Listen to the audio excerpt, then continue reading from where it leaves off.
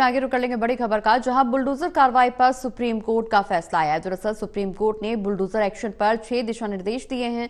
Bulldozer justice पर supreme court का फैसला है। आरोपी या दोषी का घर गिराना भी गलत है। सुप्रीम कोर्ट की तरफ से ये बयान दिया गया, सिर्फ अपराध के आरोप में किसी का घर नहीं गिराया जा सकता। सच्चाई का निर्धारण सिर्फ न्यायपालिका ही करेगी। बुलडोजर जस्टिस स्वीकार्य नहीं है। लोकतंत्र में नागरिकों के अधिकार की रक्षा जरूरी।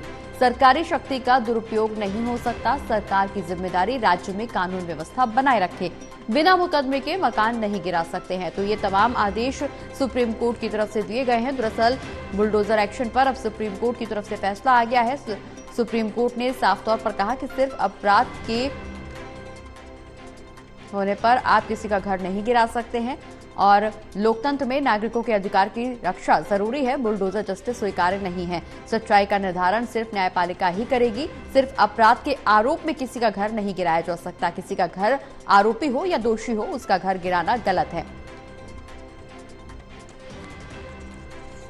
ज्यादा जानकारी के लिए हमारे साथ सहयोगी विशाल फोनलाइन पर जुड़ गए। विशाल, सुप्रीम कोर्ट ने साफ कर दिया है बुलडोजर एक्शन पर बुलडोजर जस्टिस स्वीकार्य नहीं है कहीं से भी। अगर कोई भी आरोपी होता है या दोषी भी होता है तो उसका घर गिराना गलत है। कुल मिलाकर के बुलडोजर कार्रवाई पर सुप्रीम कोर्ट ने अपना रुख स्पष्ट कर दिया है। 6 दिशा निर्देश भी दिए गए हैं।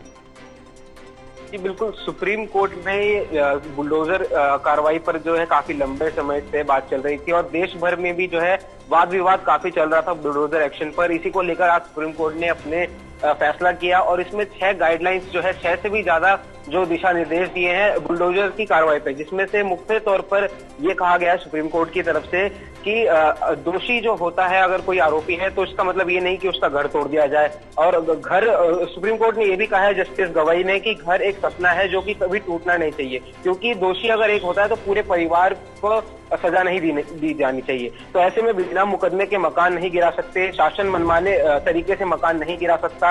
अगर अवैध तरीके से घर तोड़ा जाता है तो उसका मुआवजा दिया जाएगा और साथ ही साथ अवैध कार्रवाई करने वाले अधिकारियों को भी दंडित किया जाएगा। तो यानी सुप्रीम कोर्ट ने काफी जो है कड़ा रुख अपनाते हुए बुलडोजर एक्शन कार्रवाई पर यहाँ पर जो है अपना निर्णय लिया है, क्योंकि लगातार बुलडोजर एक्शन की कार्रवाई देखने को मिल रही थी देश में। और इसी के तहत अनुच्छेद 142 के तहत जो है निर्देश सुप्रीम कोर्ट ने आज जारी कर दिए हैं। उसमें सुप्रीम कोर्ट ने कहा है कि यदि ध्वस्तीकरण का आदेश पारित किया जाता है तो इस आदेश के विरुद्ध अपील करने के लिए भी उचित समय दिया जाएगा।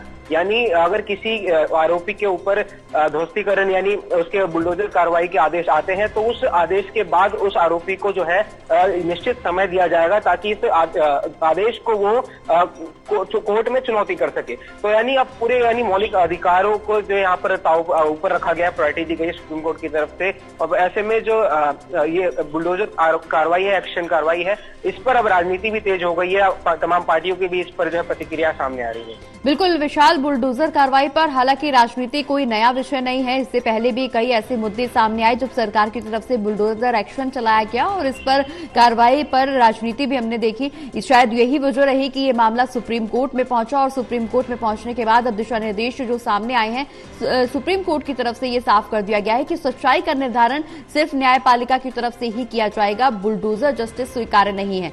सरकार का अब अगला कदम क्या होगा, क्योंकि सरकार निश्चित रूप से, हालांकि बुलडोजर कार्रवाई को कहीं कहीं लोगों ने स्वीकार्य भी किया है। इसको सरकार की तरफ से काफी एक अच्छी पहल भी माना गया लोगों की तरफ से, जनता की तरफ से, जनता ने भी सराहना की। लेकिन अब अगर हम प्रशासनिक स्तर पर देखें, कानूनन इसे देखें, तो इस कानून की तरफ से ये कहीं से भी स्वीकार्य नहीं है। ये सुप्रीम कोर्ट ने साफ कर दिया है।